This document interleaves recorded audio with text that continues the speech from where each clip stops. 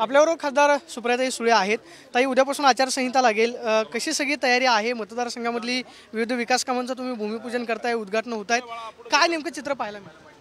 365 दिवस आम्ही उद्घाटन करत असतो आणि त्याच्यामुळे काही नवीन नाही हे उद्घाटन करणं। ताई, काल अजितदादांचा बारामतीमध्ये दौरा झाला। दादा असं म्हणतात की 15 वर्ष जे आहेत ते लोकांना कॉल केले जात नव्हते, आता कॉल करायला सुरुवात झालेली आहे, तुम्ही कसे आहात असं विचारलं जात आहे। दादा म्हणतात की मी कामाचा माणूस आहे, माझ्याशिवाय काम कोणी करणार नाही, माझ्या विचाराचा खासदार बारामतीमध्ये निवडून। 15 वर्ष त्यांच्याच विचाराचा होता ना, 15 वर्ष ते आणि मी एकाच पक्षात होतो ना, म्हणजे त्यांच्याच विचाराचा खासदार होता ना। मात्र ते असं म्हणतात की आता पंतप्रधान नरेंद्र मोदी यांच्या विचाराचा खासदार जो आहे तो निवडून द्या। आता खरं तर केंद्राचा निधी जो आहे तो मतदारसंघामध्ये येणं आवश्यक होतं, मात्र तो आला नाही। म्हणले ते तसं म्हणले। काल नीरावागतच्या सभेमध्ये दादा असं म्हटले की केंद्राचा निधी आवश्यक तेवढा आपल्या मतदारसंघामध्ये आला नाही, आणखी निधी आणण्यासाठी आपल्या मताचा विचाराचा खासदार निवडून द्या। तुम्ही डिपार्टमेंट वाईज बघा माझं पुस्तक, एक मंत्री केंद्रातला नाही आहे जो माझं काम करत नाही।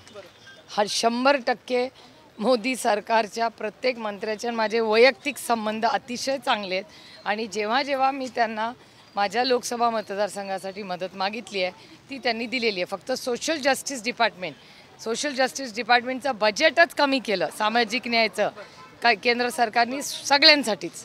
त्याच्यामध्ये म्हणजे आमचा आरोप आहे की शिक्षण, आरोग्य आणि सामाजिक न्याय या तिन्ही डिपार्टमेंट्सला बजेटमध्ये या देशासाठी मोदी सरकारने हवे इतके पैसे दिले नाही। प्रचारामध्ये अमित शहा असतील, पंतप्रधान नरेंद्र मोदी, पहिल्या फळीतल्या नेत्यांना महाराष्ट्रामध्ये यावं लागतंय। कदाचित पुढच्या आठवड्यापासून त्यांच्या सभा सुरू होतील। महाराष्ट्रामध्ये केंद्रातल्या नेत्यांना आल्याशिवाय प्रचार करणं शक्य होणार नाही। लोकशाही हो, टू बोरिंग अ क्वेश्चन, त्यांचा वैयक्तिक प्रश्न आहे ना।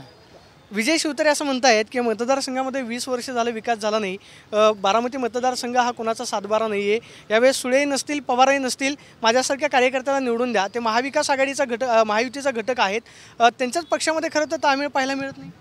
तो त्यांच्या आघाडीचा प्रश्न आहे। मात्र ते असं म्हणतात की विकास झाला नाही, मला अपक्ष म्हणून खासदार म्हणून निवडून देण्याची संधी द्या। ठीक आहे, नाही लोकशाही हो, प्रत्येकाला बोलायचा अधिकार आहे, तुम्ही पण इलेक्शन लढू शकता, त्याच्यात काय प्रॉब्लेम आहे? खरं आपण पाहतोय की ही लोकशाही आहे, या लोकशाहीमध्ये कुणीही निवडणूक लढवू शकतो अशी प्रतिक्रिया विजय शिवतारेंवरती सुप्रिया सुळेंनी दिल्याचं पाहायला मिळते। कॅमेरा पर्सन तुषार ननावरे, मी प्रदीप कापसे, TV9 मराठी, पुणे।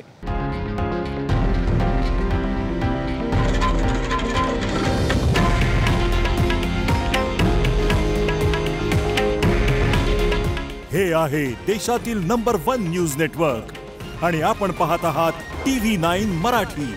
काळजी तुमची, हित महाराष्ट्राचं।